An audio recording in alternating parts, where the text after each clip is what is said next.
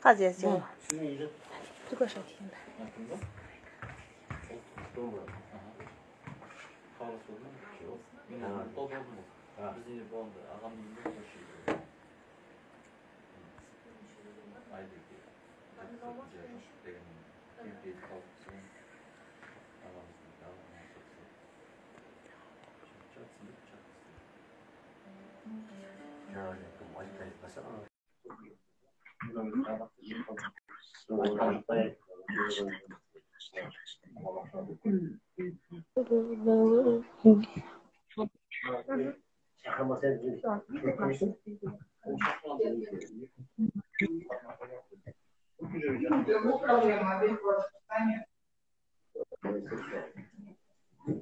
Былай қой көр.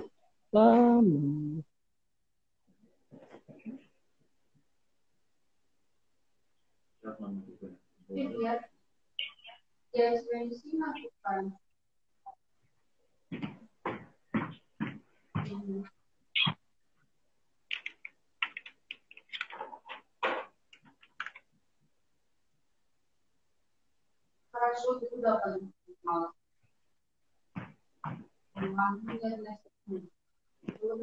Володя не одевался. И за деньгами не приезжал, да? Құрметті кітап сүйер қауым. Аудандық кітапхана ұйымдастыруымен Конечно, надо звонить.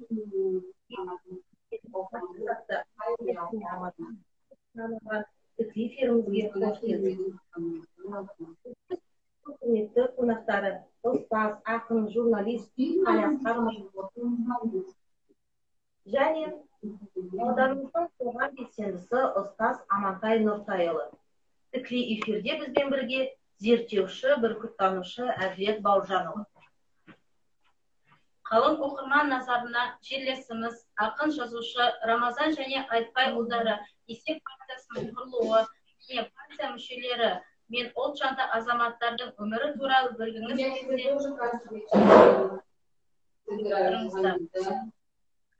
және Рамазан қандай дайындалған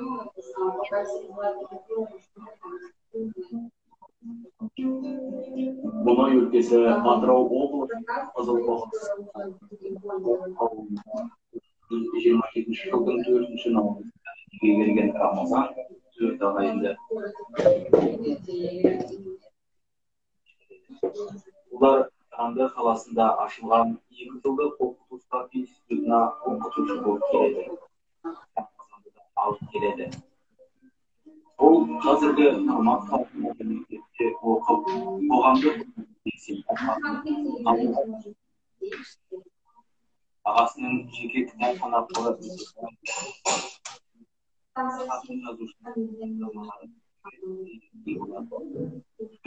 осындай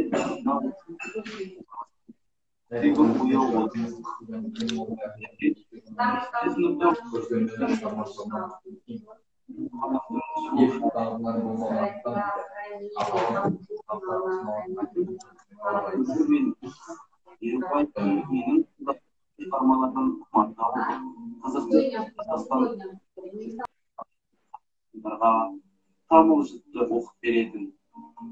Міне, оның әдебиетке деген құмарлығы осылайша ерте басталады.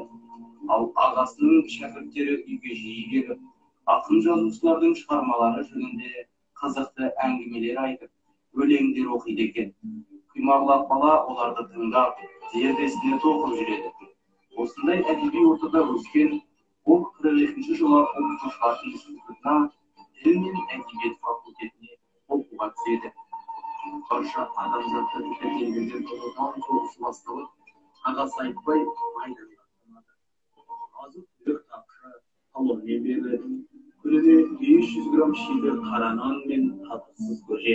Міне, осындай ауыртпалықтарға қарамай, оқуды да жақсы оқып, соған қоса шахталарға түсіп жұмыс істеп, отан қорғанысын арттыруға аз да болса үлес қосып жүреді.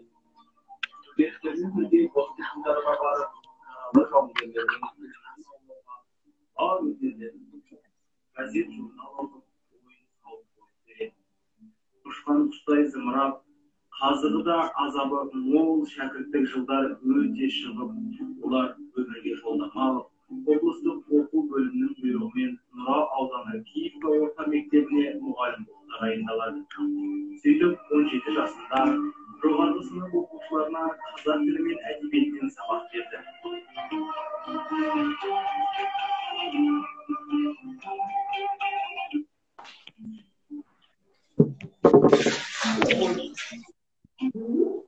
Мұнай өлкесі Атырау облысының Жылпаға ауылында 1927. Қалиасқар Мықтыбайұлы, сіз Рамазан Әбішұлымен қандай жағдайда қалай таныстыңыз?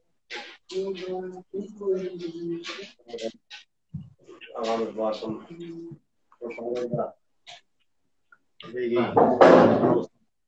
Кетті. Сол кісі сияқты кітап оқып, шіркіней. Біздің ауданда да бір болса қойды, Ванбада кейінен оқып жүріп, осында жолдамамен келгенде 90 жылдан бастап. Газет ашылды. Қазақ. Словенияның қазақша елештуы ашылды. Соған қаламы қарымды деген адамдар шақырды. Мен мәдениетінде істедім. Анау мәдени шараларымды сонда жазып тұратынмын.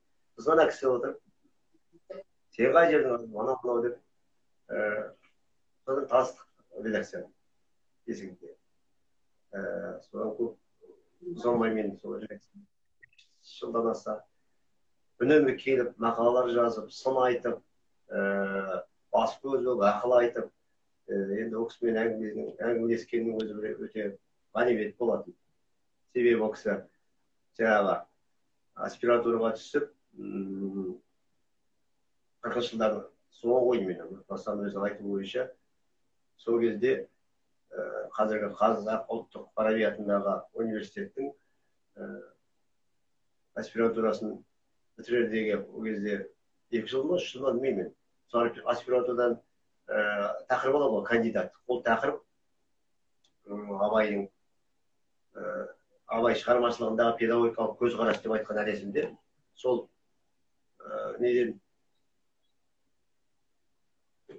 шығармашылықпен айналысып жүрген кезінде арасында қазақтың мықты ақындары Мағжан мен Сәкеннің кітаптарын оқып жүреді екен. Содан ол кезде дейді, түнде бірден Алматыда шамды өшіріп тастайды екен де, жай майшаммен жаңағы дәлізде бір бұрышта Мағжанның қолжазба өлеңдер жинағы болды. Сосын Сәкен Сейфуллиннің жаңағы тарих жолдағы кешін оқып жатқан кезінде өзімнің бірге жүретін бір азаматтар көріп, жаңағыны ана Шәріпке айтып қойған екен дейді. Көз ұзамай бұл кісіні ұстайды да, сол Шәріп оған Жапонның шпионысың деген айыптаған. Халық жауы кітаптарды оқуға болмайды ғой. Сөйтіп бірнеше рет тергеуде болып қалай болды. Қызық. Сол 25 жыл деп еді, білмеймін, 15 жыл ма соған сотталған екен. Колымада болдым деп айтып отыратын. Содан көп ұзамай Сталин қайтыс болып 53 жылы бүкіл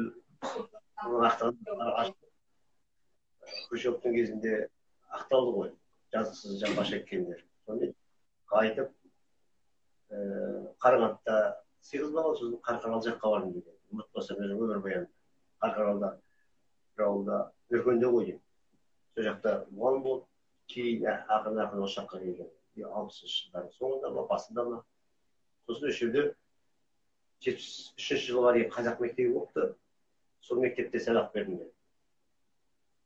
Өзінің өмірбаяны ғой. Сол өлең жазған, бұрынғыдай емес, бұл кісінде аңдуда болған.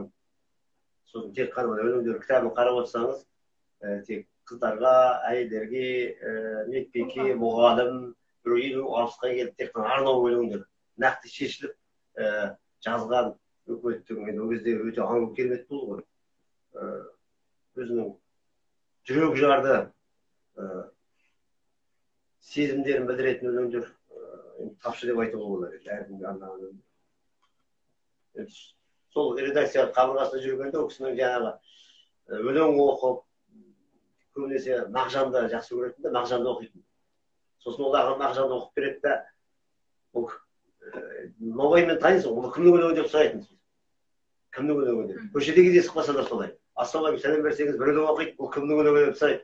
Айтсаңыз құшақтайды, айтпасаңыз ренжиді. Осындай адам болатын бар. Мен ол кісімен солай таныстым. Көбінесе өлеңдері тұлғаларға арналған, иә?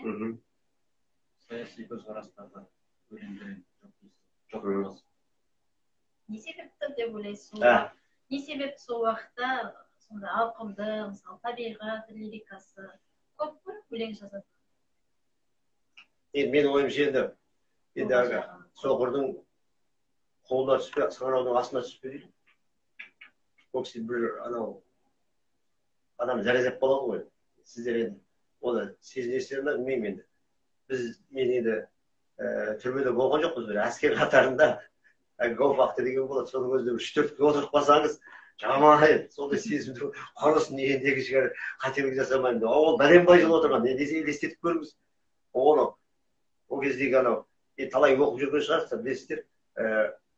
Сәкендерді қалай қинаған, мойындамаған тіпті мынау көбесінің арасында ине тұрып, одан да жаман неше түрлі азаптарға салғызып, деректер шығып көбе дейін түр тұлғасын қарасаңыз Сәкенді ешкім танымайды екен. Қатты өзі бір тергеуші туралы әңгімесін айтқан, сен халық жауысың деп қайта-қайта сұрай береді дейді. Үштік деген болады екен, біреу прокуратура, біреу ішкі істер бөлімі, біреу партия комитетінен. Үштікте сол 8 сағатта жаңағы кезек-кезегімен тергейді екен да, бірақ бір сөз айта береді екен. Сен халық жауысың деп. Сен ондағы 8 сағаттан ана жерде отырады, сіздің жерде тұрасыз, не түрегеп тұрасыз, қол байлаулы. Сосын, нәресіп сен Жапонияның шпионысың деп 3 рет қайта-қайта атады дейді. Сосын, ол қайсар кезім ғой дейді. Ол кезде мен осы Аматайда кезі шығар. Бірақ айтады, сен де кезім қайсармын ғой дейді. Қолым байлау тұр, адамды басып сүздім дейді. Тергеушіні үстелдің әр жақта тұрған. Қызылған болған. Иә, сондай. Енді бір сөзді қайта, содан кейін карцерге тастады. Карцер деген есік терезесі жоқ. Ердің бәрі. Цементпен құйып тастаған бетон. Сол жерде жатасыз. Карцерде. Рахмет. Енді келесі сұрағымызды қонағымызға қойсақ. Әділет Бауыржанұлы, Есеп партиясының құрылуы туралы тарихын сөз етсеңіз. Иә, армысыздар, естіліп тұрмын ба сіздерге? Естіліп тұрмын ба? Иә, естіліп тұр дауысыңыз. Айта беріңіз.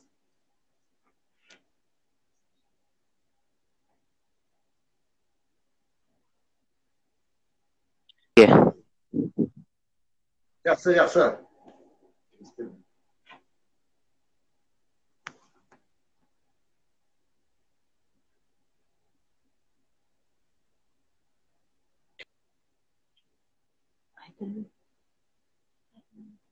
Айта беріңіз, естіліп тұр.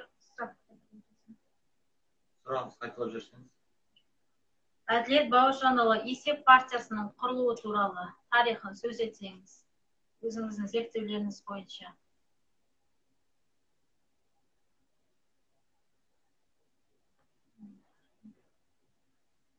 Бізде техникалық ақауларға байланысты осымыз не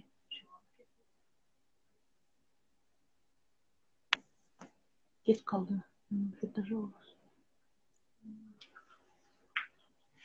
Ендеше біздің қонағымыз қосылғанша келесі сұрақты қайтадан Таласқар ұстазға қойсақ, Рамазан Әбешұлымен шығармашылық қатынаста болыпсыз, осыған не себеп болды?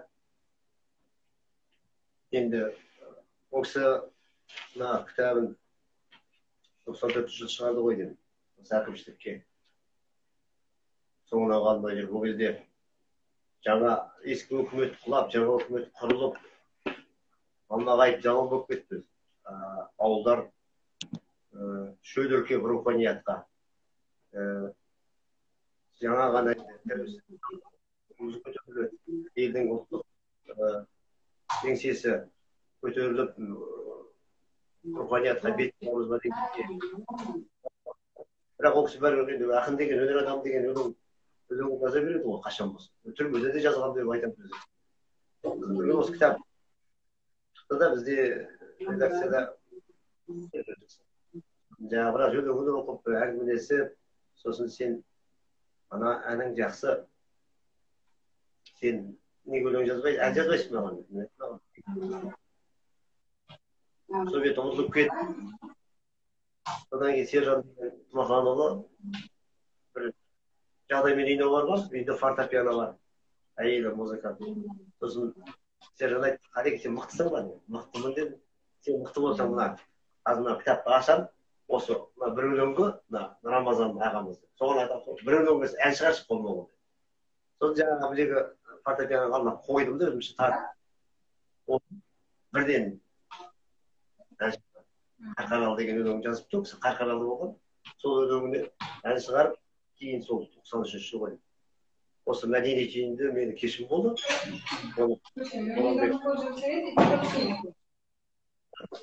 Екеуі мен кешімді өткіземін, қолдап, Құралай Аюпова білесіздер әнші. Сол 4-5 азамат менің әндерімді айтты, оның ішінде жаңағы Қарқаралы деген ән Жәңгелді айтты. Соны ол кісі жаңағы қуанып, мені құшақтап, құлмайды, жылап, мен өлеңім өлмейді, мен саған мені қуанам деп. Концерт сайын жаңағы Қарқаралының орындауын сұрайтын. Енді айтып болма сол өлеңді айтып берейін, Айтеміз. Бұны қазір енді мықты әнші Құрмаш Үргішев Қарқаралық әнші орындап жүр.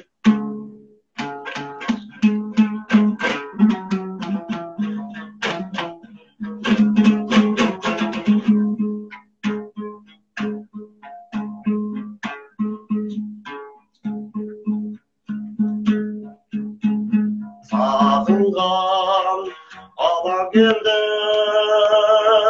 Қарқаралым, сен едің байлық көзі арқалағай, есімнен ешқашандай кетпей қойған. Жер алыс, шалғай елде жүрсем бағай. Аймалап сүйгім келер әр тасылмай. Қарағай, мұнар шалған тобасырдай. Шыңнан түнек ұшқан қарлығай. Ермей жарып шыққан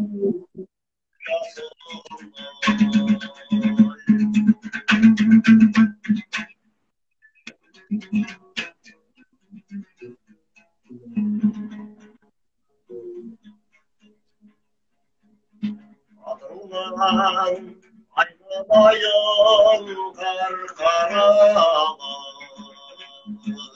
сен едің жер жәннәтей арқалағай.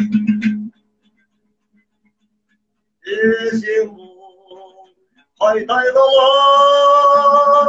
көріскенше,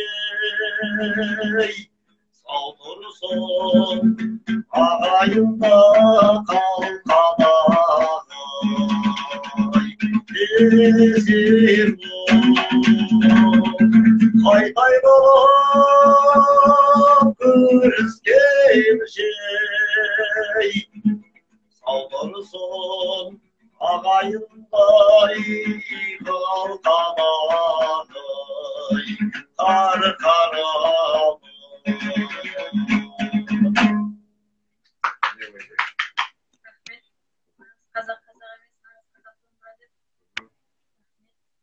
Бүгінгі біздің іс-шарамыз елін сүйген ерлер партиясы есеп партиясына негізі арналған еді. Техникалық ақауға байланысты тарихшы зерттеушіміз Әділет Бауыржанұлы қосылмай отыр. Сол себепті алдағы уақытта қосыла жатар. Оған дейін есеп партиясы есеп партиясының құрылғаны туралы Амантай Нұртайұлы. Тарихын ағалардан естіген мысалы бір-екі ауыз сөздері көз бөлгенмен. Рамазан ағамыздың есеп партиясына кірген есімде жоқ. Өйткені ол кісінің айыпталу себебі жаңа айттым ғой. Жаңағы ол кезде әлі ақталмаған 57-58 жылдар ақталды ғой. Сәкен, Мағжан кейін ақталды. Ілияс Бейімбет сияқты.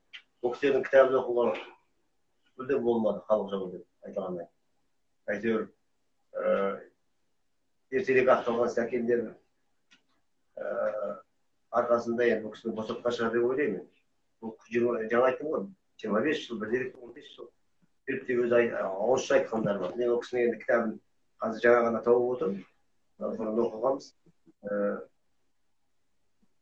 Ал енді бұны қазір көзі тірі кім? Кәмел Жүністегі деген ағамыз 80-ден асты ғой. Әлі тың, мықты кісі, жазушы. Ол кісімен екі рет дәмдес болды, неге келді. Бірақ кітаптар сұрай алмадым. Оқыған бойынша ол кісі 53 жылда қойды. Осы Қарағандының студенттері жаңағы есеп, жаңағы елін сүйген елдер партиясы деп құрған.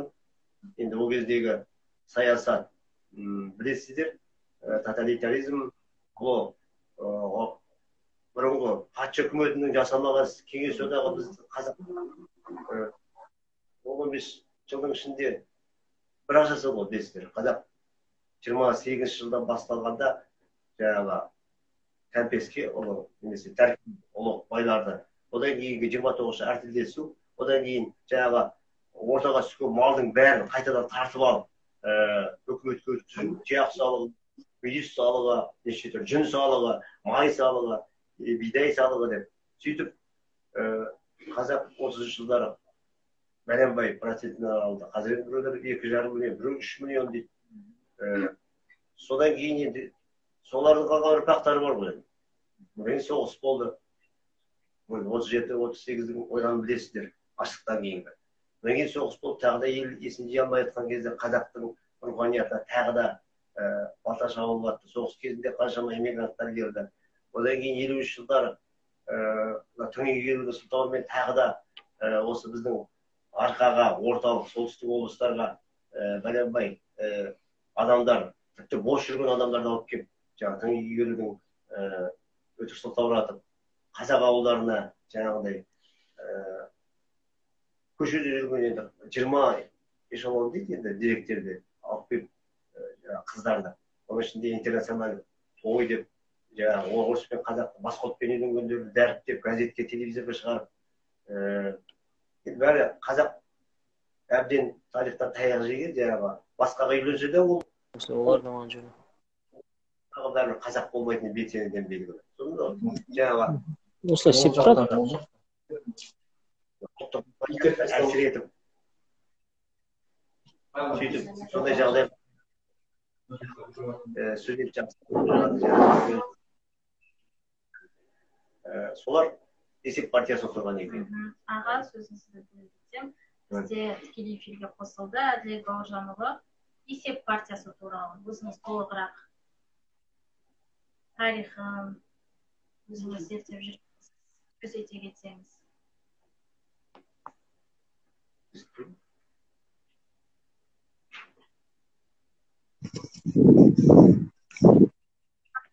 Қайтайық па?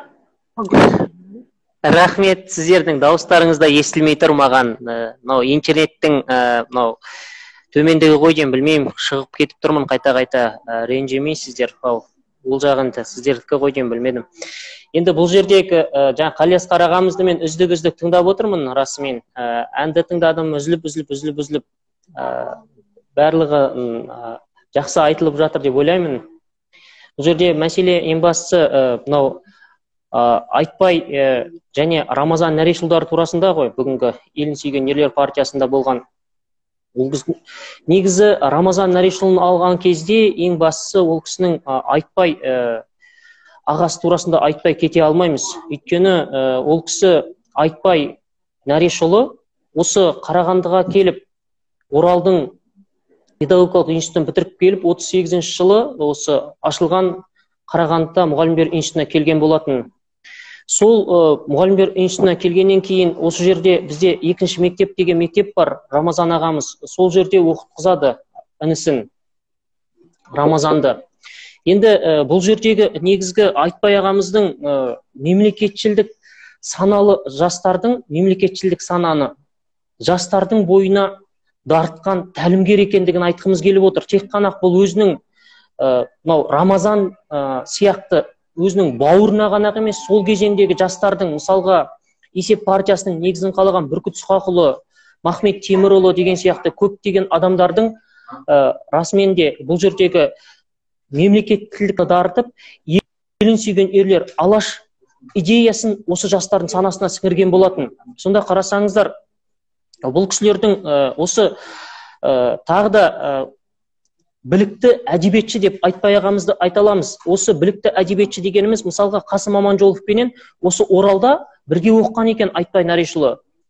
Сондықтан білікті әдебиетші. Енді бұл кісі қайраткер тұлға. Мысалға қайраткер тұлғалығына келетін болсаңыз, Айтбай Нарешұлының Бүркіт Ысқақұлының қызы да осы қазіргі таңдағы Букетов атындағы университетте оқыған екен.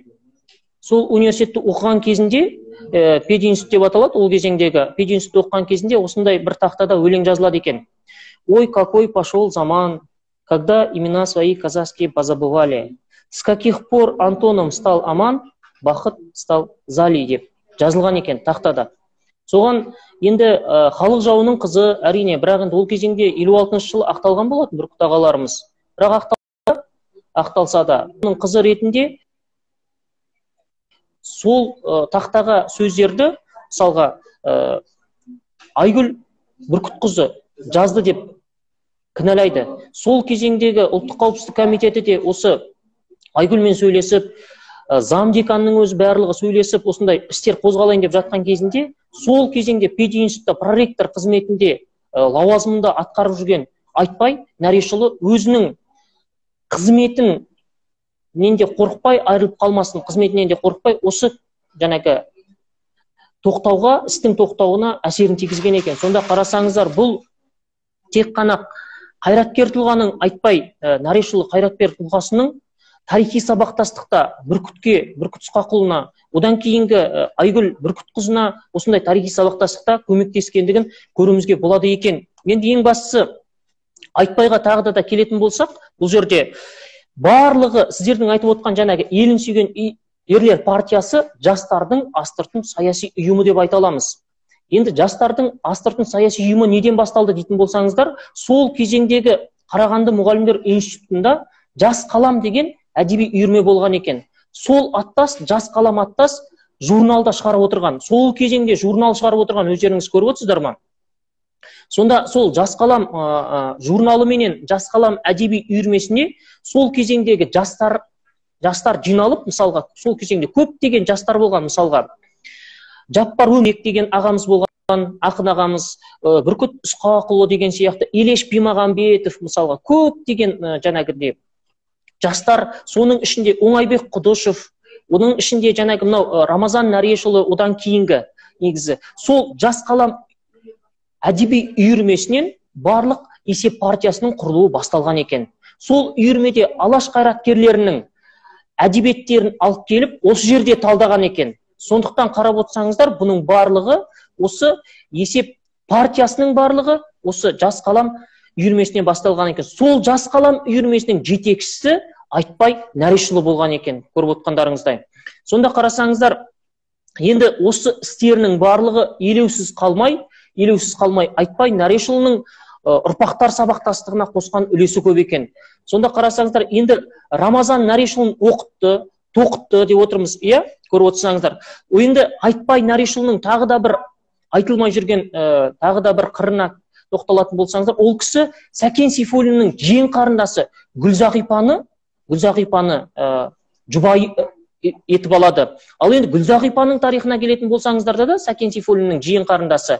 Бұл кісі осы Сәкен Сейфуллин халық жауы деп сотталған кезінде, ұсталған кезінде, бұл кезеңде ол кісі Мәскеуде болған екен. Сол кезеңде Мәскеуде болып, бұны Галина Серебрякова деген Алжирде, өздеріңіз білесіздер, болған мынау Сәкеннің жақын танысы, сол кісі осы Мәскеуден қашып кетуіне, Гүлзағипаның, Сейфуллинаның Мәскеуден қашып кетуіне өзі көмегін тигізеді екен. Сол кезеңдегі мысалға Гүлзағипаның есімін мынау өзі өзгертеді. Сонда қарасаңыздар, Маденова қазір Галина Маденовна қылдырып өзгерткен екен.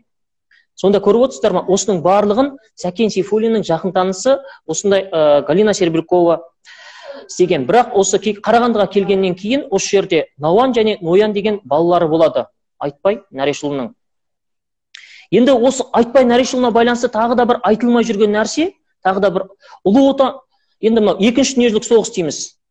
Екінші дүниежүзілік соғыста бұл жерде осы 8 адамды алып кеткен екен. 8 адамды мынау әскери рухты көтеру мақсатында сондай фронт дейміз, мысалға мынау әскерден сол майданнан өтінішпен хат келген, аса сенімді коммунистерді жіберуді сұраймыз деген. Сол кезеңдегі әскери рухты көтеру үшін облыстық партия комитетінде қарастырылып 8 адам кеткен, соның ішіндегі бірі осы Айтбай Нәрешұлы екен. Сонда қарасаңыздар, бұл кісілерді неге біз айтып отырмыз? Сол кезеңдегі мысалға қарасаңыздар, 38-ші жылы Қарағандыға келгенде Айтбай Нәрешұлы 23 жасында, ал 42-ші жылы мысалға 42-ші жылы 23 жасында, мысалға биыл Айтбай Нәрешұлына 105 жыл толып отыр туғанына. Ал енді 1951 жылы ұсталған кезінде 36 жаста болған екен. Енді Рамазан Нәрешұлына келетін болсаңыздар, осындай Рамазан Нәрешұлына келетін болсаңыздар, бұл жерде Рамазан Нәрешұлы жаңа ағамызды, Қалиасқар ағамызды айтып өтті, 1927 жылы өздеріңіздің видеоларыңыздан да көрдік, 27 жылы туған, Атырау облысы Қызылқоға ауданы. Бірақ бұл жерде архив құжаттарында көргеніміздей Қарабау деп аталады, ауылында туған екен. Енді қазіргі кезеңде мүмкін миялы шығар. Сол кезеңдердегі айтып өткеніміздей Рамазан Нәрешұлы 2-ші мектепті бітіреді, қазақ мектебін. Қарағанды мұғалімдер институтын 44-46 жылдары тіл әдебиет факультетін бітірген екен. Советтік Қарағанды, қазіргі таңдағы Орталық Қазақстан газетінде жұмыс істеген. Одан кейін Нұра ауданында мұғалімдікке жіберілген екен. Сол кезеңде қарап отырсаңыздар, Нұра ауданына мұғалімдікке жіберілген кезінде 17-18 жастағы екен. Көріп отырсыздар ма? 17-18 жастағы Рамазан, қазіргі таңда 17-18 жастағы жас жігітті елестетіп көріңіз, өзі Нұра ауданына барып, Киевка ол кезеңде кенті. Мұғалімдік, ұстаздық қызмет атқарып жатыр. Содан 46 менен 49 жылдар аралығында Казму дейміз, қазіргі Әл-Фараби атындағы ұлттық университетке бітіріп шығады. Осы кезеңде қарасаңыздар, бұл Қарағандыда жүрген кезінде де үлкен ғалымдар сабақ берген, Богословский деген сияқты, мысалға Мамакян деген сияқты. Ал енді Алматыға барған кезінде ұлттық университетінде бұл кісіге ұстаздық еткен Мұхтар Әуезов, Исмағамбет Исмаилов, Қажым Жұмалиев, Бишенбай Кенжебаевтар сабақ берген екен. Ал енді аспирантураға түскен кезінде Мәлік Абдуллин сол аспирантурада да осы кісілерге тәлім тәрбиесін берген екен. Енді қарасаңыздар, Айтбай Нәрешұлының жанындағы мысалға бірге оқыған азаматтарды алатын болсаңыздар, тау тұлғалар барлығы. Қазіргі таңдағы академик Бөкетовпен бірге оқыған Рамазан Нәрешұлы, мысал қарасаңыздар, одан кейінгі Зейнолла Қабдоловпен, Әзілхан Нұршайықовпенен, Сафуан Шаймерденовтерменен бірге оқыған екен. Сонда қарап отырсаңыздар. Енді бұл жердегі Рамазан Нәрешұлы алдыңғы толқын алаш зиялыларының ізін көрген абайтанудың негізін салған Мұхтар Әуезовтің шәкірті деп айта аламыз. Рамазан Нәрешұлын. Бұл кісі осы кезеңде аспирантураға түскен кезінде, ол аспирантураға түспей тұрып да бұл кісіге Мұхтар Әуезов сабақ берген кезінде, бұл кісінің Мұхтар Әуезовпен көптеген байланыстары бар Рамазан Нәрешұлының. Ең бірінші байланысы Мұхтар Әуезов Рамазан Нәрешұлын Ұлытау экспедициясына жібереді. Ұлт ұясы Ұлытауға Рамазан Нәрешұлы Мұхтар Әуезовтің жіберуі бойынша осы Ұлытау экспедициясына барған екен.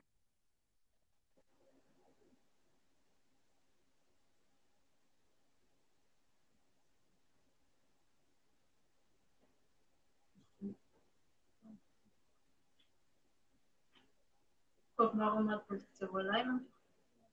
Бір өлең есіме түсіп тұр, Мұхтар Әуезов деген. Осы өлеңді жиі оқитын өзі. Ал бірден жасынан ақ жалындаған қандай бел тұрсадағы қажымаған өнердің өріне де өрмелеп ем, қолдаушым болғаннан соң құтырған деп осылай айтады. Жаңағы өлең. Ана кісі көрді ғой, өлеңнің ана кісі ерекше оқығаннан кейін есте қалып қояды. Қанша жыл өтсе де. Жаңағы кім деп тұрсайды ғой. Мұхтар Әуезов те Исмағамбет Исмайыловтың ылғи айтып отыр. Үнемі кездескен сайын де айтады адамдар сол Қасымның өлеңдерін, Мағжанның өлеңдерін. Мен қайтадан байланыс үзіліп кетті. Жалғастыра берейік, қосыла жатар. Рамазан Нағишұлы 1994 жылы өмір өткелдері атты естеліктер, эсселер мен өлең жырларын жинаған болатын. Бұл еңбегі сүйікті ағалары Сағынбай мен Айтбайдың рухына және де жары Рая Мұстафақызына арналды. Осы жыр жинағында елін сүйген есіл атты Бүркіт Ысқақовтың 70 жылдығына арналған өлеңі бар. Соны қазір аудандық кітапханамыздың аға библиографы Іңкәрім оқығаны келеді. Елін сүйген есілер. Ақын Бүркіт Ысқақовтың 70 жылдығына арналған өлең екен. О, бүке, құтты болсын туған күнің, арқалап кетіп едің халық жүгін, аруағыңа басыйып тәжім етеді кешегі от шайнаған тентегінің. Ақынсын жастайыңнан жауын атқан, қайсарен сескенбеген атқан оқтан, жазықсыз қуғын көріп жапа шегіп, өткердік күндер дауыр жанға батқан. Қаз едік қатар ұшып қаңқылдаған, жан едің жай оғындай жарқылдаған, елін сүйген ерлердің ерен едің, әділет ақ жолынан тартынбаған. Аңсаған арманыңа жетіп едің, елеусіз қалған жоқ қой төккен терің, қалдырдың ұрпағыңа өшпес мұра, ұмытпай есіміңді туған елің. 1994 жылы 17 қарашада жазылған өлең екен. Осы кітапта сіздің екі әніңізге жазылған өлеңіңізде бар екен. Біреу қарқаралы, біреуі Ділмай айтып жүрміз. Нәрішпен шығармашылық қатынас дедік қой, осы Қарқаралыдан кейін бірнеше рет сұрады. Біздің ән шығарасың да әнге сөз іздейсің ғой енді. Ол әніңді қайтадан түзету керек ол үшін. Сосын аға, сіз маған бір өлең шығарып беріңізші десем, жоқ, мен қазір ғашық болатын жағдайда емеспін. Сосын гүлім деген бір қыздар шығардым дейді, атын айтып еді, сөзін өзгертіп, кішкене орын ауыстырып, екеуміз жақсы бір тойлағанымыз бар әнді.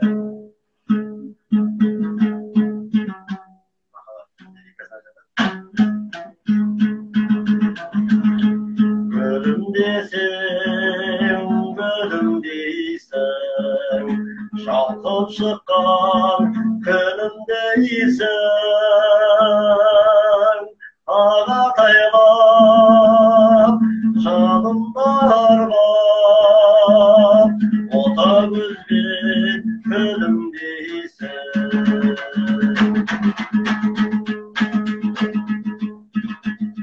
Ол қандай соң қиял адам, жүрегімдей қиялаған, достығымның белгісіндей бір әнім бар сыйғар маған. Достығымның белгісіндей бір әнім бар сыйғар маған.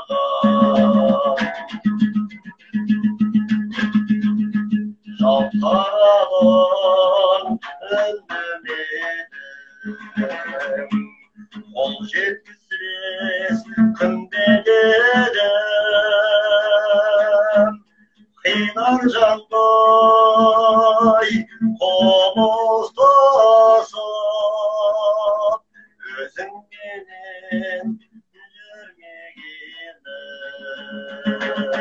Қинар жандай қомыстасып,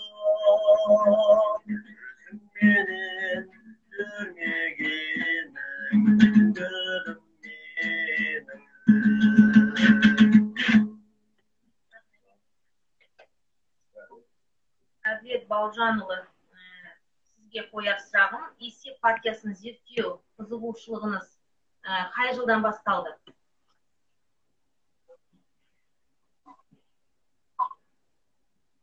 Менің сұрағым естіліп тұр ма сізге? Естіліп тұр, айта беріңіздер. Есеп партиясын зерттеу қызығушылығыңыз қай жылдан басталды? Есеп партиясына зерттеу қызығушылығымыз біздегі біз тарих факультетінің түлегі боламыз. Қара шаңырақ Евгений Арыстанұлы Бөкетов атындағы тарих факультетінің түлегіміз. Сол 2010 жылы бітірген болатынбыз. Сол партияны бітіргеннен кейін 2010-нан біз мәдениет саласына жұмысқа тұрып, сол кезеңнен бастап біз осы есеп партиясын зерттеуді қолға алдық.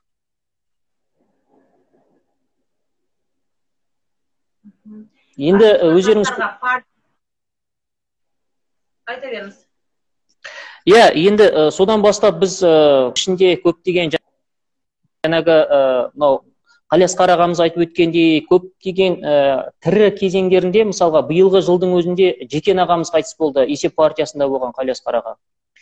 Жекен Қалиев деген кісі, ал енді Қалиұлы деген кісі. Ал енді оның алдында 2014 жылы Махмет Темірұлы деген ағамыз қайтыс болған болатын. Енді қарасаңыздар, осы есеп партиясының идеясын жалғастырған Кәрім Сауғабай ағамыздың Майра Ақашқызы да қайтыс болды биылғы жылы, мысалы қарасаңыздар. Біз енді осы жерде бағана қосылған болатын, негізі біз есеп партиясында болған тұлғаларменен ол кісілердің өздері болмаса да, жаңа айтып отқан Камел Жүністегі болсын, көптеген тұлғаларменен сұхбат жасап, интервьюін алып, оның архив құжаттарымен салыстырмалы түрде көптеген жұмыстар жасап жатырмыз. Бірақ енді қазіргі таңда енді сол кісілердің немерелеріменен, мысал қарасаңыздар, Лика деген кісі, мысалға Нареш, Айтбай Нарештің немересі, өздеріңізден алдық, мысалға Сапар және өздеріңіз білесіздер, ағаларымыздың Рамазан номерлерін алған болатынбыз. Сонда қарасаңыздар, сол кісілерменен де біраз жұмыстар жасаған болатынбыз. Енді осындай жұмыстар бізде жасалынып жатыр.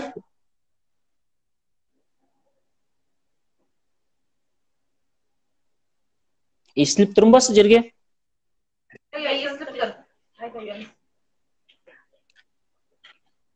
Енді есеп партиясына келетін болсаңыздар, негізі есеп партиясының тарихы бұл сол кезеңдегі 41 жылдан бастап құрылған екен. 41 жылы ақпан айында құрылған есеп партиясы.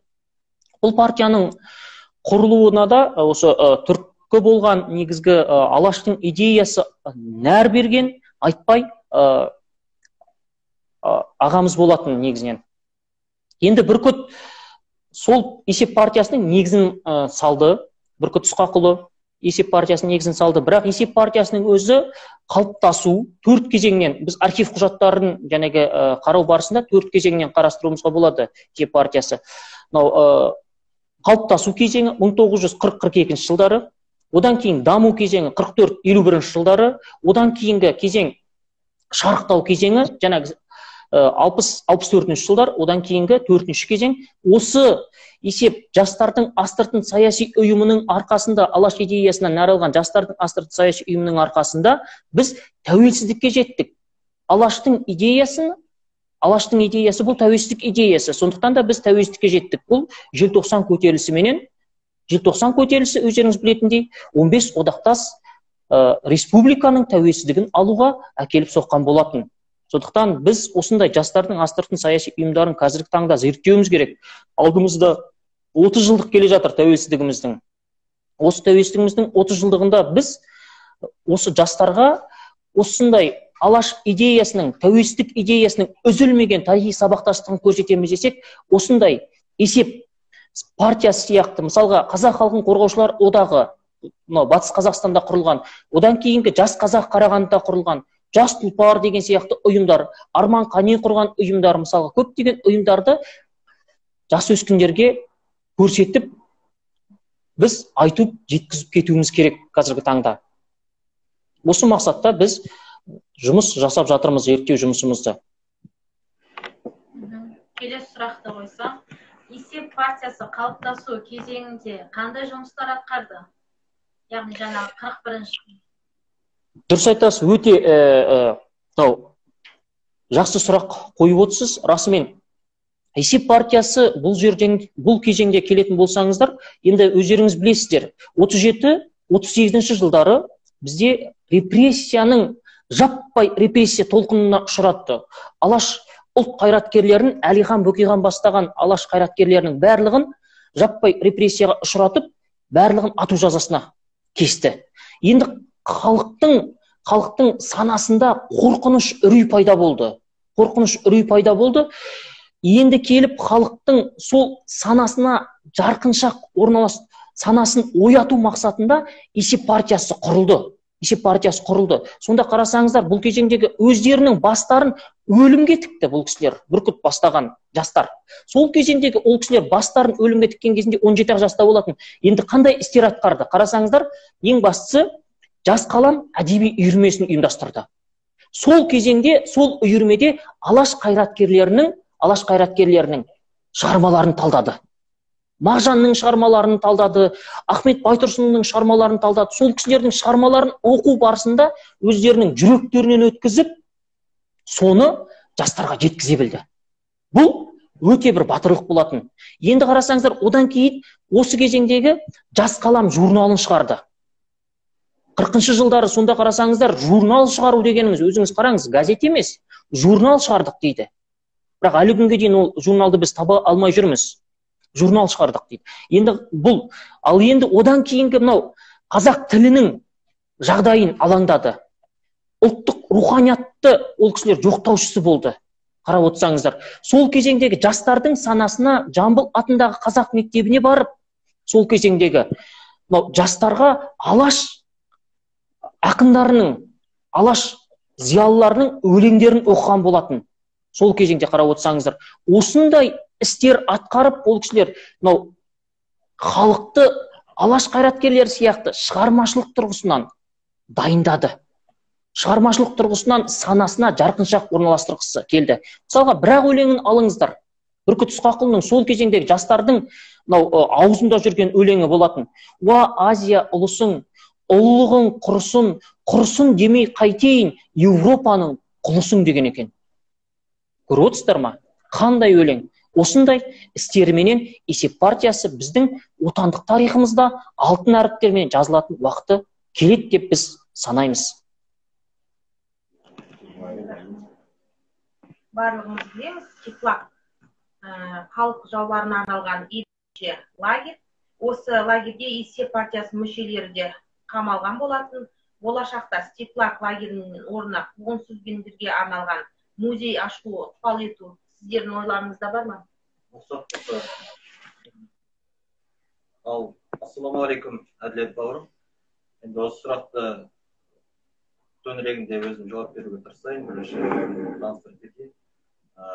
Біріншіден, осы жарты жыл аясында Әділет бауырым хабарласқан болатын. Кітап жинағын шығарып жатырмыз. Осы есеп партиясының мүшелеріне қатысты, қайраткерлеріне қатысты деп, сол кезде Әділет бауырым Facebook желісі арқылы хабарласып, туған туысқандары бар ма, сол жағынан көмектесе аласыз ба деп хабарласқан болатын. Енді хабарласқаннан кейін осы жақтағы туған туысқандарын, осы Нәрешұлы Айтбай, Рамазан ағатайлардың, ағаларымыздың құдаларын тапқан болатынбыз. Оларды одан кейін осы Айтбай, Рамазан Нәрешұлдарына қатысты осындай бір тікелей эфир жүргізсек деген ұсынысты айтқан болатын. Енді індетке қатысты біраз уақытқа созылып кетті. Оған дейін де осы бауырымыз көп мәліметтер салып жатыр. Міне осы енді жаңағы сұраққа келетін болсақ, өткен аптада ғана біз Ұлытау Жезқазған жақта барып келдік. Бұқар жырау бабаның басына тас қойып, Бұланты шайқасына. Сонда өткен кезде ол жерде Кеңгір ауылын білесіздер барлықтарыңыз. Жаңағы степ лагері сол жақта орналасқан. Әділет бауырым, жақсы білесіз ғой да? Дұрыс айтасыз. Кеңгір көтеріліс менде есте қалды. Иә. Енді ол жерде міне өзі партияның атыға айтылып тұрғандай, елін сүйген ерлер деп, ерлер партиясына осы солтүстік лагеріне қатысты бір мемориалды кешен қойса, ол өйткені неге ол жаққа, неге қазіргі таңда деп айтылатын сұрақтар болатын болса, және өзіңіз айтып өткендей 30 жылдықта келе жатыр тәуелсіздігіміздің. Одан кейін осындай ерлерге міндетті түрде келешек ұрпаққа олардың ерлігін, қайраткерліктерін насихаттайтын ондай кешендер өте керек нәрсе. Ең бастысы қазіргі таңда ол жақта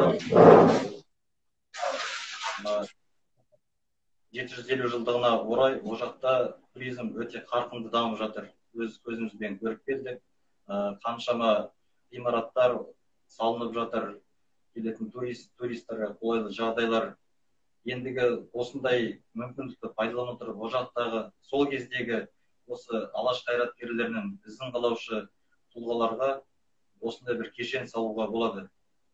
Егер осыны сіздер болып, біздер болып қолға алатын болам десеңіздер, бізді сол жақтағы қазіргі қарым-қатынаста жүрген Бота ағамызбен хабарласа отырып, осы мемориалды стелла бола ма, белгі тас бола ма, соны бірге қолға алуға болады. Жақсы, Амантай мырза, мынау енді идеяңыз расымен жақсы. Мен енді ең басты жаңағы қарындасымыздың бізге қойған сұрағына жауап беріп кетсем, сіздер қазір естіген кезде өздеріңіз таңғаласыздар. Біздегі қазіргі таңда мемлекетіміз, мен өзім мәдениет саласында, музей саласында жұмыс істеген болатынмын. Сонда қарасаңыздар, енді сол кезеңнің өзінде мәдениет саласында қазіргі таңда өздеріңіз білесіздер, осыда ғана кітапханаға байланысты айғай-шу шықты. Депутат, Астананың депутаты, атын ұмытып отырмын қазір, сол кісі өзі кітапханаларды қосу керек деп ұсыныс жасаған болатын, қарасаңыздар. Енді сол сияқты оптимизация музей саласына да келіп жетті. Сіздер өздеріңіз білетіндей Ақмола, Алжир деген лагерді білесіздер ғой? Акмолинский лагерь жон изменник родины. Малиновка дейді, қазіргі Ақмол ауылында орналасқан. Сол сияқты, мысалға, музейлерді Астана музейіне қосып жатыр. Қараңыздар. Енді бұндай мәселе, жаңа сіз айтып өткенде, степлак музей қылдыру мәселесі Қарағандының облыстық департаментінде, мәдениет департаментінде проект ретінде әлі жатыр. Ол осыдан мен жұмыс істеп жүрген кезінде мәдениет саласында көтерілген болатын. Былтырлары жақсы тағы да дамытамыз, осыған байланысты істейміз деген кезінде енді келіп, мынандай жағдай қазіргі таңдағы енді еліміздегі мынандай жағдайға байланысты енді келіп тіптен осындай тоқтауларға ұшырады деп мен қазір санаймын. Сондықтан да көріп отырсыздар ба? Ал енді жаңағы бір мемориалдық тақтайша қоюға байланысты сіздерде де ондай ұсыныс болатын болса, біз әрине қоштаймыз. Ең бастысы мына жерде мынандай мәселе. Ендігі жылы Есеп партиясының құрылғанына 80 жылдық болады. Ақпан айында 80 жылдық болады. Бұйыртса, Амантай мырза, өздеріңізбенен біріксек, бізде де біріккен инеге жаңағындай 5 саусақ біріксе, өздеріңіз білесіздер ғой, сондықтан жұдырық болатын болсақ, мысалға сіздерменен біріксек, онда біздің де ұсыныстарымыз бар еді, аяқ жағында келетін болсаңыздар. Мысалға, Рамазан Нәрешұлы Бұқар жырауда, өздеріңіз білесіздер, Бұқар жырауда жұмыс істеп қызметін атқарған болатын. Енді сол Рамазан Нәрешұлына байланысты қазіргі таңдағы мәдениет және тілдерді дамыту бөліміне біздің ұсыныстарымызды жеткізсеңіздер мүмкін болатын болса. Рамазан Нәрешұлының тұрған үйі бар ғой, сіздердің ауылдарыңызда. Дұрыс па? Иә, бар. Иә, сол үйге мысалға, ол кісінің қайтыс болғанына да біраз жыл болды. Мысалға, біраз жыл болды. Соған бір мемориалдық тақта орнатылса. Оған жаңағындай енді мынау карантиндік жағдай әрине қазіргі емес, енді біз жоспарда дегенім ғой, Амантай мырза. Сонда енді жоспарласақ сондай мәселені. Мысалға, өзіңіз енді сол салада бір асыл мұраменен жаңағындай бір сондай нелер орналастыру мақсатында жүріп жатсыз, мысалға. Сондай бір қолға алсақ. Өйткені ертең бұл Рамазан Нәрешұлына керек емес бұл тақта. Сол кезеңде тұратын, сол көшеде тұратын жастарға ертең бұл көшеде үйде Рамазан Нәрешұлы деген кісі тұрған, ақын тұрған екен деген сияқты, сол кезеңдегі сол Ботақара кентінің сол кезеңдегі жастарына қазақстандық патриотизмді тәрбиелеу мақсатында кішкене болсын үлесімізді қосар едік. Ал енді жаңағы неңізді оны ойластырайық. Идеяңызды. Музейлерде, кітапханалар мен басқа да мәдени ошақтарда есеп партиясына арналған, Айтбай мен Рамазан Нарешұлдарына арналған бұрыш бар ма, көрдіңіз бе? Өте жақсы сұрақ, дұрыс айтасыз. Енді біз осы Қарағанды облыстық тарихи-өлкетану музейінде істеу барысында 2010 жылы сол жерде тарих факультетін бітіріп келіп, жас маман ретінде орналасқан болатынбыз. Архивист маманы болып орналастым мен сол кезеңде. Архивист дегеніміз қор саласында жұмыс істейді. Қор менен фонд дейді, музейдің фонды менен жұмыс істедім. Сонда қарасаңыз, сол кезеңде менің осы есеп партиясына деген қор, жаңағы музейдің қоры, сол кезеңдегі үлкен қор, ол жерде бар, облыстық тарих-өлкетану музейінде, сол қорда жұмыс істеп барысында біз есеп партиясына кездестік, сол жерден біраз нәрселер алдық. Енді сол кезеңде, мен барған кезінде дорожный карта дейді, сол кезеңдегі қазіргі таңдағы жол картасы аясында реэкспозиция жұмыстары жүргізіліп жатқан болатын музейде.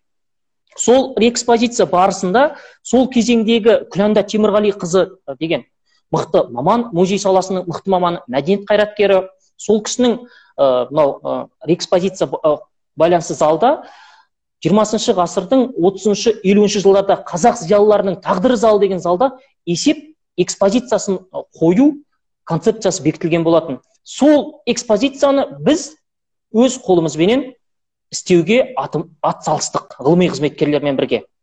Сондықтан экспозиция осы Қарағанды облыстық тарихи-өлкетану музейінде тұр. Ал енді біз қазіргі Гоголь атындағы кітапхана бар облысымызда. Сол кезеңдегі есеп партиясының 2014 жылы Бүркіт Ысқақұлына 90 жылдығына байланысты біз Сандуғаш деген апайымызға сұхбат берген болатынбыз. Сол жерде жаңағы сайтында тұр, негізінен алатын болсаңыздар интервьюіміз. Енді көптеген жерлерде біз көрген жоқпыз әлі күнге дейін. Биыл енді сіздер маған тағы да бір немді жаңалығымды айтқызуға нетіп отырсыздар, итермелеп отырсыздар. Мысалға, енді біз облыстық әкімдікке биылғы жылы ұсыныстарменен шыққан болатынбыз. Ұсыныстарменен шығып, осы Қарағанды облысының Қарқаралы, одан кейін Нұра ауданы, одан кейін Бұқар Жырау ауданы, Шет ауданының тарихи өлкетану музейлеріне есеп экспозициясын, стационарлық экспозициясын құруға ұсыныстар жасадық. Енді тағы да Бүркітке байланысты айтатын болсақ, есеп партиясының негізін қалған былтыр 95 жылдығы болып, осы 2019 жылы сол ұсыныстарымызбенен тағы да облыс әкімдігіне Жеңіс Қасымбек мырзаға шығып, соған биыл тұңғыш рет Бүркіт оқуларын өткізіп келдік Нұра ауданында, және Бүркіт Ысқақұлына арналған бір Мағжан Жұмабайұлы атындағы мектепте, сол жерде бір стенд ашылған болатын. Осындай мәселелер бар, және енді білмеймін нақты шетте бар ғой деймін, Кәмел Жүністегі менен Зейнолла Игілікұлына арналған, өтірік айтпасам, жаңағы экспозиция. Өзім нақты көрген жоқпын. Осындай. Ал қалған мен кітапханалар мен енді кітапханаларда бар шығар, көрмелер ұйымдастырылып жатқан да шығар. Өйткені ол кісілер енді әртүрлі мерейтойларға арасында орналастырады ғой. Бірақ музейлерде стационарлық экспозицияда тұру керек деп біз санаймыз есеп партиясы. Тағы бір келесі сұрақ қойсам, осы саяси бағытта Айтбай Нарешұлының жолын жалғаған ұрпақтары бар ма? Өзіңіз таныс болған? Енді ұрпақтарына келетін болсаңыздар, саяси бағытта деген кезде енді кішкене қиындау екен. Саяси дегеніңіз ол политический ғой, мысалға. Сондықтан енді қазіргі саясатпен айналысып жатқан, мысалға, Айтбай Нарешұлының ұрпақтары жоқ деп мен айта аламын. Өйткені оны мен Лика Айтбайына дейді, сол Айтбай Нареш қызының немересімен сұхбаттасу барысында білдім. Енді бұл кісінің негізінен тұтқындалу барысында 4 баласы болған деп көрсетіледі негізінен. Асқар, Науан, Ноян, тағы да қазір айтайын, бір қыз баласы болады. Ұмытып отырмын, кешірім сұраймын. Сонда бұл жердегі негізгі мынау жаңағы Гүлзағипадан, Галина Маденовнадан негізгі туған балалары Науан мен Ноян. Ал жаңағы біз айтып отқан Лика деген апамыз, ол Науанның қызы болып келеді. Көріп отырсыздар ма? Сондықтан Лика, осы Науан жаңағы ағамыздың Лика және тағы да бір ағасы бар. Сондықтан бұл жерде енді қиын кезеңге тап болды Айтбай Нарешұлы. Ал Айтбай Нарешұлына келетін болсаңыздар, осы қиын кезеңді басынан өткеріп жүрсе де, осы ұсталғаннан кейінгі жағдай 51-ші жылы ұсталғаннан кейінгі 23-ші ақпанда ұсталады осы Қарағандыда, 28-ші ақпанда этаппенен Алматыға айдалып кетеді. Бірақ 7 тұлға ұсталады. Сол есеп партиясын жаңағыдай құрды деп. Сол 7-еуінің ішінде бірде-бір жаңағы мәліметті соттағы немесе жаңағы айыптау қорытындысын мойындамаған бірден-бір тұлға Айтбай Нарешұлы болып табылады. Өйткені ол кісі Ұлы Отан соғысының да қанға сабын көріп келген болатын. Сонда қарасаңыздар, рухы мықты тұлға ретінде біз Айтбай Нарешұлын тануымыз керек. Әлі Айтбай тану ғылымын біз кенжелетіп жатырмыз, енді танып жатырмыз ғой. Болашақта өздеріңіз де міне сол мәселеге міне үлестеріңізді сіздер де қосып жатсыздар тікелей эфирменен.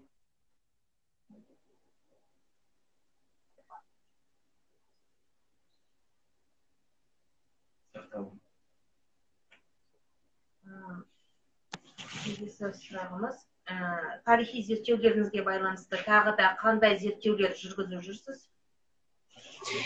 Енді біз 10 жылдың көлемінде осы есеп тек қана жастардың астыртын саяси ұйымы есеп партиясы айналасында ғана біз зерттеулер жүргізіп жүрміз.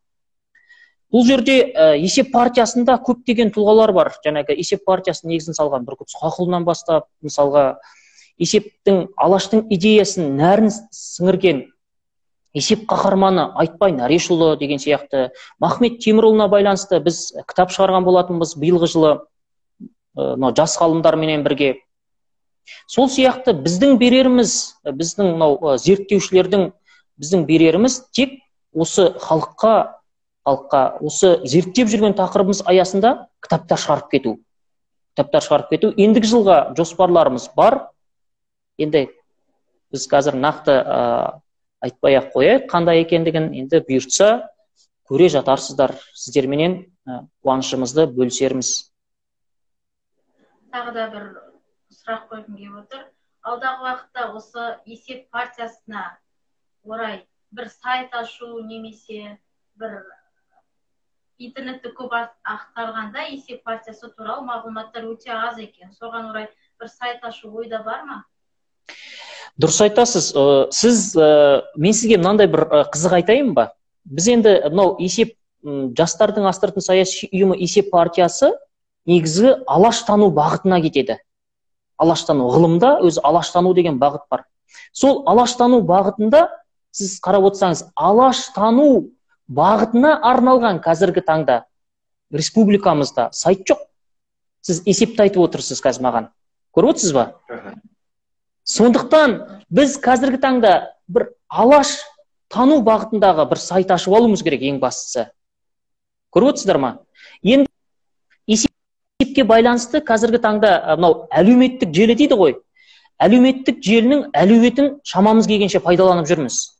Сіздер өздеріңіз мынау Амантай мырза жаңа айтып отыр ғой, өздеріңіз біз жариялап отырмыз, өздеріңіз көріп отырсыздар біздің істеп жатқан істерімізді, мынау зерттеп жүрген тақырыбымыз аясында көптеген шаруалардың барлығын қазір хэштег дейді ғой, енді өздеріңіз білесіздер барлығын. Алаш идеясы және есеп партиясы хэштегіменен біздің жеке парақшамызда және Инстаграм парақшамызда, осы Facebook әлеуметтік желісінде көптеген осындай іс-шараларменен бөлісіп жүрміз шамамыз келгенше. Сондықтан болашақта ол істер атқарыла жатар, мүмкін.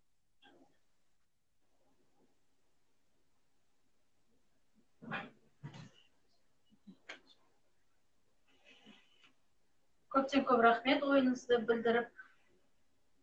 Бүгін бізде ашық пікір болды деп ойлаймын. Мен бір-екі ауыз сөз Айтыңыз. Әдет бауырым, істеріңе береке берсін. Енді бұл енді өте қиын жағдай бар. Заманда тарихпен айналысу, оны көпшіліктің талқысына ұсыну, одан қолдау табу деген өте қиын жағдай. Енді елдің үйдегі жағдайда, базардағы нарық билейді дейді ғой. Бүгінгі заманда біз мың жерден енді өзіміздің білім саласында, тәрбие саласында жастармен жұмыс істеп жатқаннан кейін осы салада өте бір үкімет тарапынан бір белгілеу үшін сияқты ғана нәрсе, көне себебі өзің сияқты бұлау нақтай сол. Дәл сол есеп партиясын тағы да басқа алаш ұранды жастарды тәрбиелеу үшін дәл сондай мықты азаматтар керек. Өкінішке орай бізде ол сирек. Оның үстіне билік басып отырғандардың көбі. Енді оны ашық айта аламыз. Енді ол үшін де репрессияға ұшырамайтын шығармыз. Себебі оны қолдамайды. Себебі неге? Жаңағы біздің ұлтшылдығымыз тым төмендеу. Ұлтшыл деген сөзде бәрі үркіп жатыр ғой. Енді мықты азаматтар болмаса, өзінің ұлтын жаңағы есеп партиясы сияқты сүю деп ойлаймын.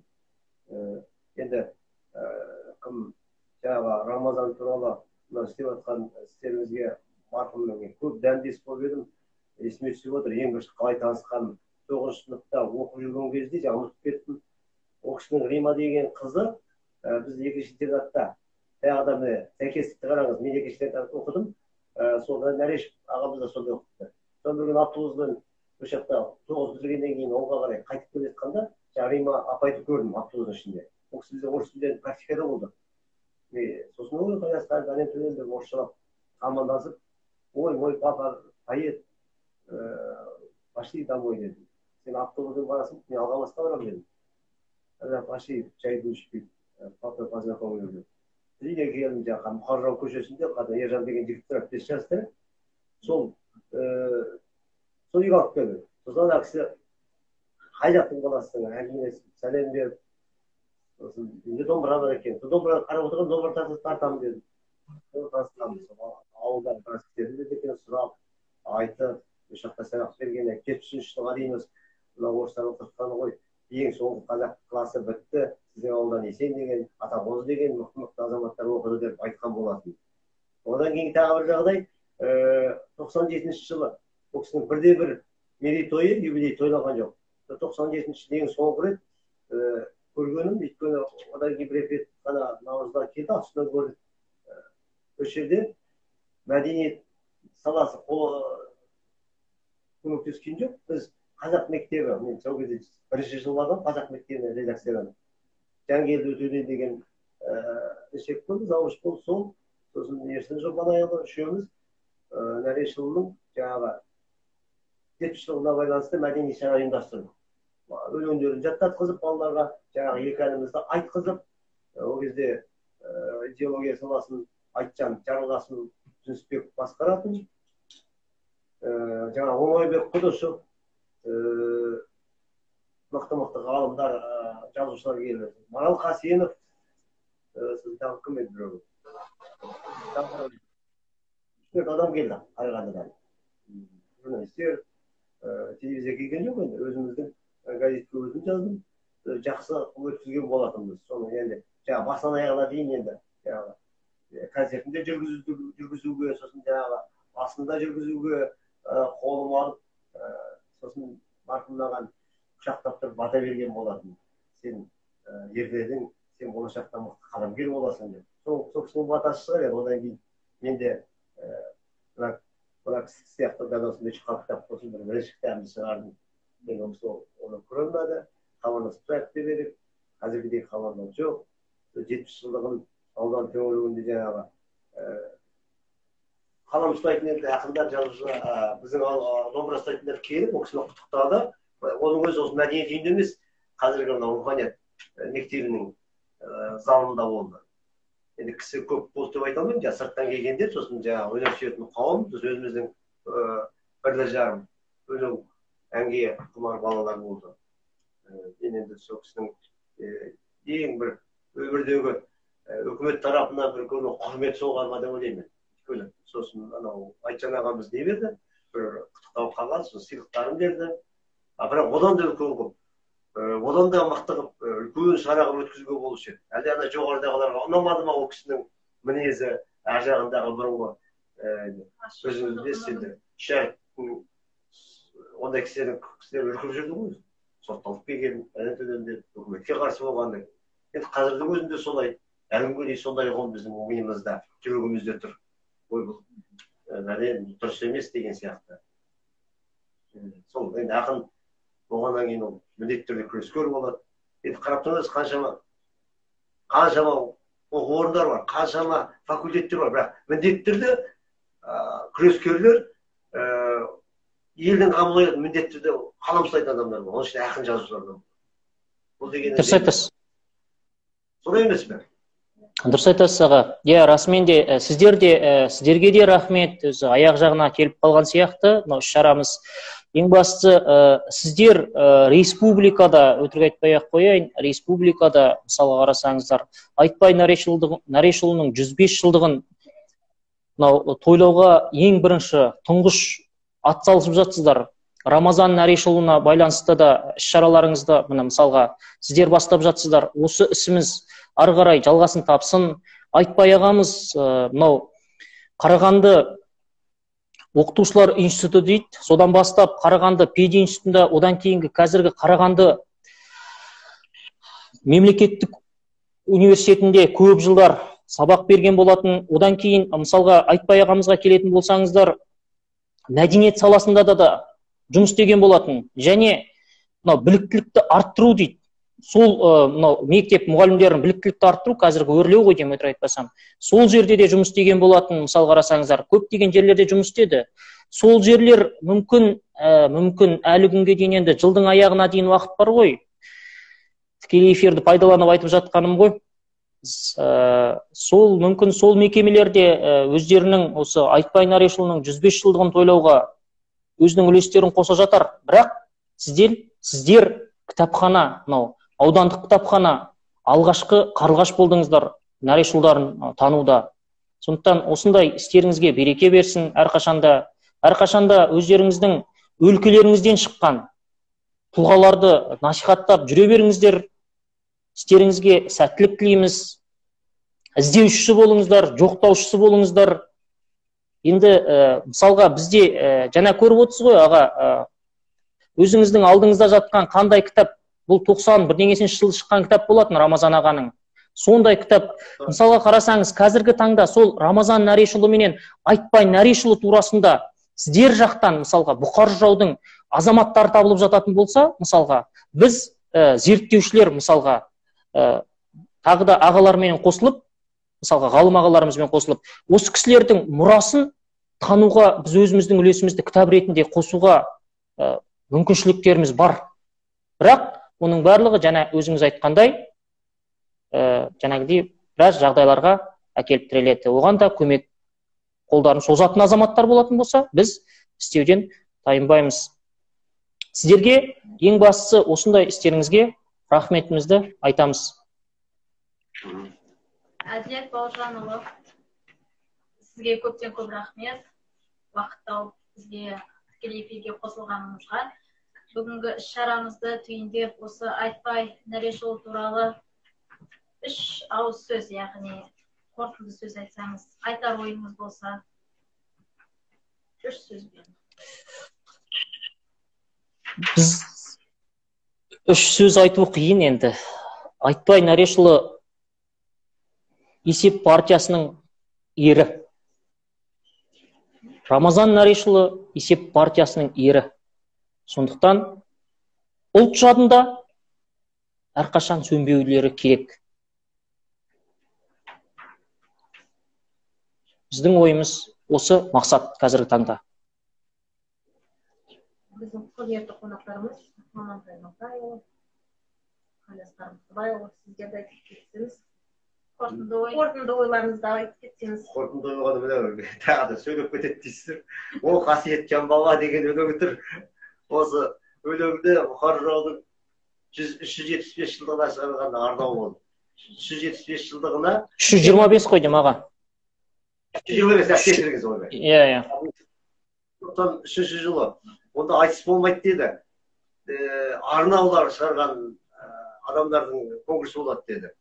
Сол байға республикалық. Соған мені сосын Жангелді кім Қайролла тағайында сосын Қарағандыға қайда шақырып қандай жазасыңдар деп. Сосын Нәреш марқұм екеуміз бірге баратынбыз күнде. Айда бір айда 2 рет шақырады қайта. Қандай өлең, қандай не туралы айту керек, айтпау керек деп. Сосын мына өлеңді шығарды да ол кісі қалай деп. Мен ол күшті енді сіз маған жүріңіз деп Қарағандыда екеуміз әңгімелесіп жүретінбіз.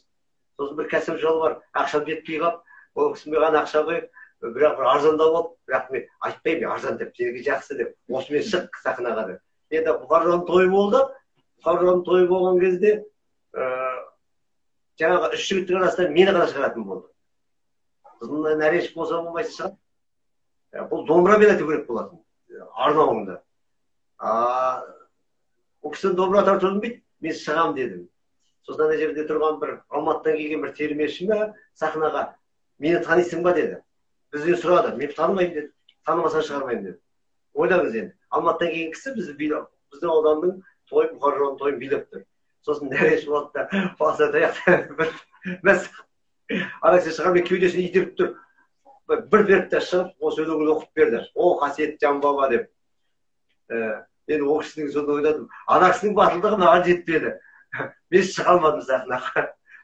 Осы есіме түсіп тұр. О, қасиетті Жан баба деп Бұқар жауға арнаған осы өлеңін оқып, ақыры сыйлыққа да ие болды. Ғафу Қайырбек жақсы таниды екен, жюридің мүшесі. Ғафу Қайырбекке барып, айтып, мен Нәреш Рамазан есіңде шығар деп, сол кезде сыйлығын алды, жіпті ақша еді. Одаға шығарған жоқ, ода жолатпады. Сосын айттым, аға, сіздің батылдығыңызды бізге берсін аға. Берем, мен саған бата берем, одан ақ не керек деген. Осындай қызық, осындай адамдардың мен бірге жастық шағымыздың рух алғаныма мен өзім қуанып отырмын. Ол кісінің атаусыз қалды деп жүрегіміз ауырыңқырап жүретін. Міне өзім көтеріп отқан бауыр бәрде саған, мына біздің кітапханашы қарындастар айналайын, сендерге елдің рухын көтерілуін амандай сияқты бауырыма, осындай азаматтар көп болсын деймін. Әттең енді біз енді ондай аз болып тұр, өзіміз ғана әңгімелесіп, өзіміз мәз болып кетіп қалатын сияқтымыз. Бұдан былай енді сөзіме біреу құлақ салар, біреу салмас, сөзімді біреу олар, біреу алмас дейді ғой, Ахмет Байтұрсын. Сөзімізді алсын, ол енді құрғақ сөз емес, үлкен мықты ойды айтып атсындар, елдің құлағына аздың да ісі бітер ме, көптің де ісі жетер ме, көп ішінде бір жалғыз сөйлепті сөзі өтер ме дейді ғой Бұқар екені. Сол бір жалғыз болып, елге сөзімізді өткізе алатындай азамат болайық. Сіздерге мыңда бір рахмет. Кітапханашыларға тағы да айтамын. Айналайындар, бұл енді өтірік қызмет емес, шынайы қызмет, кітапты құрметтеген адам ешқашанда рухани қоңылды қатысылмайтын, рухани деңгейі биік адам болады. Себебі бір даналар айтқанда өмір кітапқа кіру үшін керек. Сол кітапты алған адамдарды біз құрметтесек, бізді Алла қолдайды деп ойлаймын. Ал енді мына жерде үш сөзбен айту, әрине өте қиын. Өйткені бұндай тұлғаларға қатысты өте көп шараларды жиі ұйымдастырып тұрумен қатар бір деңгейге жету мақсатында келешек ұрпаққа насихат ретінде де жаңағындай алдында қозғап кеткен тақырыптарды өз деңгейіне жеткізіп отыру. Ол дегеніміз жаңағындай мемориалды тақтайлар қойып, іс-шаралар, қойылымдар қойып, болашақ ұрпақ өскеленге өнеге ретінде жиі көбірек айтып отыруымыз керек. Ұйымдастырып отырған кітапхана ұйымына көп рахмет. Ағамызға көп рахмет. Қалиасқар өмірінен, осы еңбегінен бізге көп мағлұмат беріп, тағы да әділет бауырымызға жас болса да бас болып, осындай өте қиын күрделі тақырыпты адам тұлғаларының кезеңдерін алып, зерттеп, оны болашақ ұрпаққа насихаттап отырғаны. Енді өзіне келешекте бұдан да жоғары белестерді тілеймін. шектеліп қалмай, алаш қайраткерлерінің еңбектерін жаңа деңгейге көтеріп, өз тарихи маңыздылығын тарих беттеріне қайта басуына тілектестік. Көп рахмет, Әділет бауырым. Жақсы, сіздерге де рахмет. Рахмет. Осы біздің іс-шарамызға қатысып, уақыт тауып келгендеріңізге көптен көп рахмет. Біздің Бұқар Жырау ауданының ардақтылары деген кітапты жинақ топтастырылған сіздерге ұсынамыз кітапхананың атынан. Естелік сыйлық. Кітабыңызды кітапханамызға жол тауып келіп, ал кетіңізді сұраймыз. Рахмет. Жоқ, басқа жақта. Оқушы қардастарымыз. Танитын жерде жол сыйлы дейді, танымайтын жерде. Осымен біздің шарамыз өз мәресіне жетті. Келіп қатысып өз ойларыңызды білдіргендерге көптен көп рахмет. Алланың нұры жаусын. Осы есеп партия азаматтарының ерен еңбегін, өжеттілігін, келесі ұрпаққа, болашаққа үлгі ретінде мемориалдық комплекс ашу салтанатында жүздесейік, жақсы сөз жарымыз дейді. Сондай ойымыз жаңа ортаға салынды, сол ойымыз жүзеге асуына шын жүректен тілектеспін. Тағы да көптен көп рахмет. Келесі кездескенше сау болыңыздар. Сау, саламатта болыңыздар.